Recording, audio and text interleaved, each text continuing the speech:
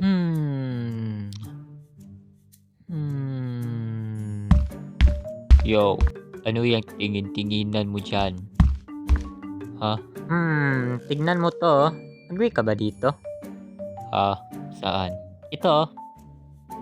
Sinasabi ng DTI na 50 pesos na allowance sa mga college students ay sapat na for 1 week. Hoy, naunsa ka bayot? Naunsa ka? 50 allowance sa college for 1 week? Nabuang na ka?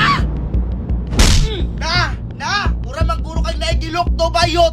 Unsa pagtuon ni mo, day? Ha? Kaning balik mi sa generation nga katong kupong-kupong pa nga makaingon ka nga ang pamalitonon kay tagpiso ra?